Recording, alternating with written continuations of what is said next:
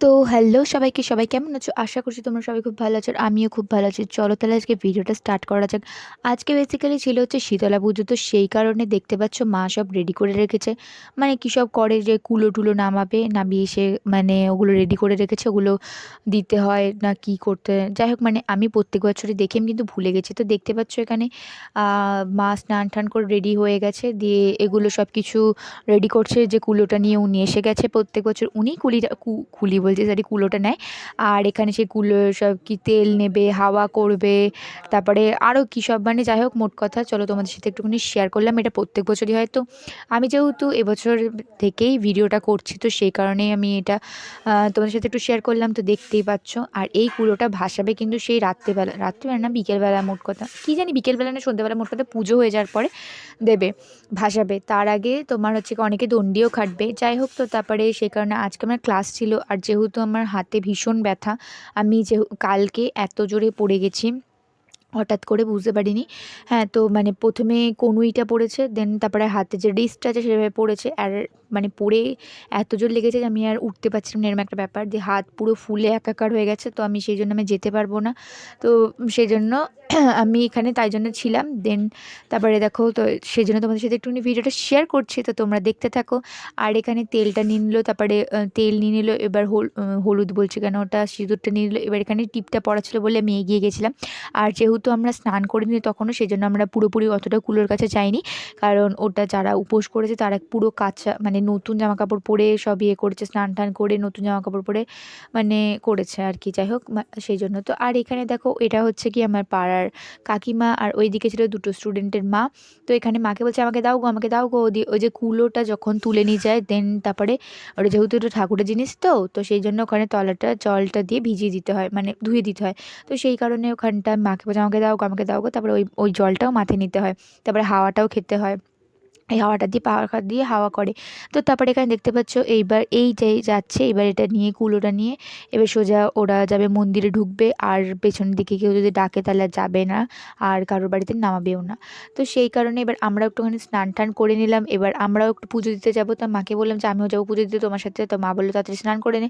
দেন তাড়াতাড়ি স্নান করে ফেললাম। এই যে পুজো আজার থাকলে বেশ ভালোই হয়, তাড়াতাড়ি স্নান করে। নয়তো আমার স্নান করতে করতে সেই কটা বাজে বলো তো, বিকেল 5টা, নয়তো 4:30, কোনো দিনও 5:30। আর বলো না, কথাই বাদ দাও, এত অলস, আর কিছু বলার নেই। তো তারপরে দেখো এখানে রিম্পিকে বললাম যে রিম্পি তুই যাবি আমাদের সাথে? রিম্পি বলছে হ্যাঁ চ, তো যাবো। তো ওইখানে তখন আমি ভালো করে হাতটা ধরতে পারছিলাম না, মানে হাতটা প্রচণ্ড ব্যথা। যাই হোক, তো হাতটা আমাকে সে মতো কি মানে ঝুলিয়ে রাখতে মানা করেছে।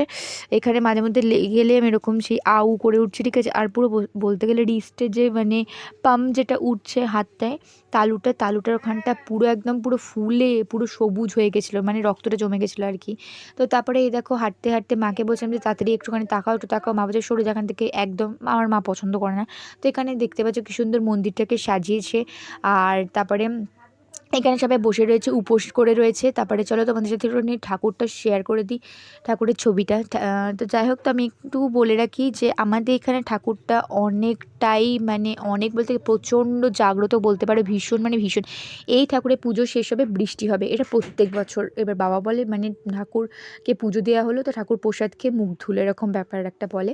তো যাই হোক, তো এটা কিন্তু প্রত্যেক বছরই হয়ে আসছে, প্রত্যেক বছরই মানে এই পুজো শেষ হবে তারপরে বৃষ্টি হবে, হালকা হলেও বৃষ্টিটা হবে, এটা পুরো মাস্ট। আর এটা সত্যি কথা, আর এটা আমরা সবাই মানি। আর এই ঠাকুরটাকেও আমরা সবাই খুবই ভালোবাসি। তো যাই হোক, তো সেই জন্য দেখতে পেয়েছিলে মানে তখন যেহেতু আমরা স্নান টান করিনি, বাসি কাপড় পরেছিলাম, তো সে কারণে আমরা কুলোর সামনে অতটা চাইনি, ঠিক আছে, কারণ আমাদের থেকে ওনাদের বেশি পাপ হবে। তো তারপরে দেখো হাঁটতে হাঁটতে বাড়ির দিকে আসে, তখন দেখছি পুচকুলি এরকমভাবে পায়ের মধ্যে পড়ে যাচ্ছে। তারা হচ্ছে কী চাই কী চাই, হ্যাঁ নতুন জামা কাপড় পরে দেখেছে, এবার ভাবছে কিছু হয়তো নিয়ে এসছি এরকম কিছু একটা। তারপরে দেখো ওখানে উঠে পড়ছে ও, আর কথাই বাদ দাও। দেন তারপরে একটুখানি একটানা ঘুম দিয়ে তারপরে একটুখানি উঠে তারপর বললাম চলো একটুখানি যাওয়া যাক গঙ্গার পাড়ে, অনেক সুন্দর হাওয়া দিচ্ছে। ফার্স্ট টাইম বলেছিলাম যে থাক যেতে হবে না, চ আগে একটু মন্দিরে চ, পুজো হয়ে গেছে কিনা দেখবো। তো বললো যে না আগে চ গঙ্গার ঘাটে যাবে, যেহেতু সন্ধ্যেবেলা হয়ে গেলে কি ওখানে অনেক ছেলেপুলেরা আড্ডা দেয়, সেই কারণে বাড়ির লোক খুব বকাবকি করে, তো সেই জন্য আর গঙ্গার ঘাটে যেতে দেয় না, তাই যাই না। আর আমাদের গঙ্গার ঘাট আমাদের বাড়ি থেকে মাত্র 5 মিনিট, তাও বেশি বলে ফেললাম। তো যাই হোক, তো তারপরে দেখো ঘাটে এখানে কি সুন্দর হাওয়াটা দিচ্ছে, আর হচ্ছে কি গঙ্গার হাওয়াটা দিচ্ছে, তো আর এক মানে আলাদাই লাগে। তো এই দেখো কিন্তু কষ্ট হয় কি, এতটা সিঁড়ি হাঁটতে হবে। এটা বিশেষ করে এখন অতটা কিছু মনে হয় না, যখন মর্নিং ওয়াক করতে আসে তখন প্রচণ্ড কষ্ট হয়, মানে পুরো হাঁপিয়ে যায়, মানে জাস্ট কি কুত্তার মতো হাঁপিয়ে যায় সত্যি কথা বলতে। তো তারপরে এখানে দেখতে পাচ্ছ সব কি সুন্দর হাওয়া দিচ্ছে, বেশ ভাল লাগছে এখানে। তো আসলে আমার আলাদাই একটা ব্যাপার লাগে, আমার খুবই মানে একটা, মানে একটা ঠান্ডা, একটা শান্তি জায়গা, মানে এরকম একটা ব্যাপার। হ্যাঁ, মানে এই জন্য আমার আরও এখানে আসা, নতুন না তো আমি ভাবছিলাম যে আসবো না। তারপরে ওই যে তুই যে বলছিলিস যে আসবি না আসবি না, তাহলে এলি কেন? তো আমার বোন এরকম বলছিলাম যে তো কী হয়েছে। তারপরে আমি সত্যি কথা বলতে ভাবিনি, ঠিক আছে, কারণ প্রত্যেকদিন এরকম ছেলেপুলেরা থাকে, ঠিক আছে, গালাগাল মন্দ করে, ওখানে খিস্তি দেয়, হ্যাঁ, বসে বসে আড্ডা দেয়, স্মোক টোক করে, এগুলো ভাল লাগে না। তো সেই কারণে আসি না, আমাদেরই ঘাট আবার এরকম করবে, কী করবো। তো যাই হোক, তো তারপরে কি ঝগড়া করবো নাকি ওদের সাথে। তো তারপরে এখানে তোমাদের সাথে একটু দেখা যায়, দেখো হাওয়া দিচ্ছে বলে কি সুন্দর জলের স্রোতটা দিয়ে করছে, তাই না? তো একটা টাইম একবার ছিল কি, আমরা ঝড় উঠেছে তখন আমরা গঙ্গা স্নান করছিলাম, বিশ্বাস করে একটা আলাদা হচ্ছিলো, ঠিক আছে, মানে জলটা পুরো জাস্ট মানে ফুলে ফেঁপে হয়ে যাচ্ছে, ফুলে মানে এরকম উড়ে আসে জলটা, এরকম একটা ব্যাপার। আর হেভি লাগছে, আর বৃষ্টি পড়াকালীন আমার গঙ্গায় স্নান করতে অনেক মানে খুবই ভাল লাগে, অনেক মানে অনেক অনেকই ভাল লাগে। তো সেই কারণে এবার আমি এটা বাবার সাথে আমি দুবার এসেছিলাম গঙ্গার, মানে বৃষ্টি পড়ছিল, জোর বৃষ্টি হচ্ছিলো, আর বাবার সাথে আমি গঙ্গা স্নান করতেছিলাম। পুরো বৃষ্টির মানে বৃষ্টির জলটা যেমন ঠান্ডা পড়ছিল, আর হচ্ছে গিয়ে তোমার গঙ্গার জলটা পুরো গরম হয়ে গেছিলো, দারুণ লাগছিলো বেশ স্নান করতে। তো তারপরে এখানে দেখতে পাচ্ছ কারণ সবাই এখানে রয়েছে, এবার আমি বললাম একটু তাকা তাকা, তো এখানে সবাই একটুখানি ভিডিওটা করছিলাম, তো ওরা কেউ তাকাচ্ছিল না, আর ওরা ওখানে গল্প টল্প করছিলো। দেন তারপরে আড্ডা টাড্ডা দিয়ে সবাই মিলে বাড়ি চলে এলাম।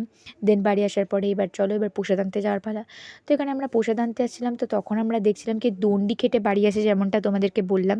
তো এখানে দেখতে পাচ্ছ দিয়ে ওরা এই যে প্রথমেই যে ইনি আসছে, ইনি হচ্ছে আমার স্টুডেন্টের মা, আর ওটা হচ্ছে বাবা, ওর বাবা দণ্ডি খাটছে। আরও এখানে মানে প্রত্যেক বছরই অনেক কেউ মানে দণ্ডি খাটে, সত্যি কথা বলতে কোথা থেকে বলো তো, হালিশহর হচ্ছে গিয়ে কী বলে রামপ্রসাদ ঘাট, যেটা আশা করছি তোমরা আমার যারা এখানকার ভিডিও দেখো তারা হয়তো চিনবে, সেখান থেকে দণ্ডি খাটতে খাটতে এরা আসে। মানে সত্যি ভীষণ অসাধারণ একটা ব্যাপার। হ্যাঁ, মানে এতটা কষ্ট করে উপোস করে মানে আসা চারটিখানি ব্যাপার নয়, মানে কতটা কষ্ট পেয়েছিল কোনো এক সময় বা কোনো কিছু, যার কারণে বোধহয় মানসিকটা করা, আমি ঠিক জানি না, বা যাই হোক কী কারণে করে আমি সেটুকুও জানি না, কিন্তু অত কষ্ট করে তো আসছে, একবার শোবে একবার বসবে, তারপরে এভাবে রাস্তাভাবে আসাটা মানে বিশালই কষ্টকর ব্যাপার সত্যি কথা বলতে। তো এই বছর আমরা দেখছিলাম যে 4 জন দণ্ডি খেটেছে। তো তারপরে ফার্স্টে ভাবলাম কি 3 জন দণ্ডি কেটেছে, 3টে ছেলে ছিল। আর 3টে ছেলে ছিল নাকি 4টে ছিল? কি জানি, হ্যাঁ, ও সরি 4 জন ছিল, হ্যাঁ 4 জন ছেলে ছিল। এইবার এখানে একটা ব্যাপার বলি, এখানে আমরা ভাবছিলাম কি এই বাবা এতক্ষণ ধরে দাঁড়িয়ে রয়েছে কেন? এবার আমরা তো ঠাকুরের কাছে প্রার্থনা করছে কুলো মাথায় দিয়ে, তারপর দেখছি না, আসলে ব্যাপারটা হচ্ছে কি আর একজন ছিল মহিলা, যিনি হচ্ছে গিয়ে 1 বছর হচ্ছে অপারেশন হয়েছে। আর সে হচ্ছে মানে দণ্ডি খাটছে, তো দেরি করছে আসতে, মানে যেহেতু ওনার পক্ষে তো তাড়াতাড়ি নয়, তো ওনার আসতে লেট হচ্ছে, যে এই নিয়ে সেই মহিলা। তো সেই কারণে হচ্ছে গিয়ে তোমার ওরা দাঁড়িয়ে থাকবে, আর যতক্ষণ না সবাই দণ্ডি কেটে আসবে ততক্ষণ হচ্ছে গিয়ে উনি পেছন করে তাকাবেও না, প্লাস উনি মাথা থেকে খুলেও নামাবে না। ভাববো মানে কীরকম ব্যাপার। আর যেহেতু শীতলা ঠাকুর সবাই জানে খুবই ডেঞ্জারাস হয়, খুবই মানে খুবই একটা অ্যাকচুয়ালি ভয় লাগে, ঠিক আছে, কোনো কিছু জিনিসই, তাই না, ভয় তো লাগবে। আর এনাকেও বাবা সাংঘাতিক 1 বছর হচ্ছে, তারপরে যে কীভাবে এসেছে বলার মতো না। দেন এখানে দেখতে পাচ্ছ তোমরা সবাই চলে এসেছে, যারা দণ্ডি কেটেছিল তারাও চলে এসেছে। আর এখানে এইবার কুলো নামিয়ে এবার হাওয়া দিচ্ছে, তো এবার আমরাও চলো এবার হাওয়া খেতে যাব। তারপরে ওখানে তো দেখতে পেলে আমি আর বোন বসেছিলাম ওখানে, যে কখন আসবে উনি দেখার জন্য। তো এই কথাটা ফার্স্টে আমাকে না সৌভিক বলেছিল, যে আরেকজন মহিলা আসছে না, যে হ্যাঁ তুই আর কী করছিস, বলছে হ্যাঁ রে আসছে, এবার যেহেতু ওরা সবাই ঢুকে গেছিলো মন্দিরে, আর সেই কারণেই আমরা ভাবছিলাম। তারপরে আবার খটকাও লাগছিল যে কোথায় গেল সবাই, তাহলে এখানে যে বৌদিগুলো ছিল, পাড়ার কাকিমারা ছিল, ওরা কোথায় গেল। তারপরে ও আচ্ছা ওই মহিলার সাথে সাথেই আসছে।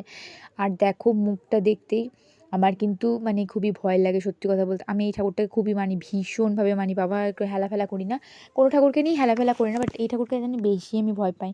তো তারপরে দেখো প্রসাদ নিয়ে আসা হয়ে যাচ্ছিলো, মানে হয়ে যাচ্ছিলো কি মানে হয়ে গেছিলো, দেন তারপর চলে আসছিলাম বাড়ি। তো এই ছিল আজকে ভিডিওটা, কেমন লাগলো তোমরা জানিও। দেখা যায় একটা নেক্সট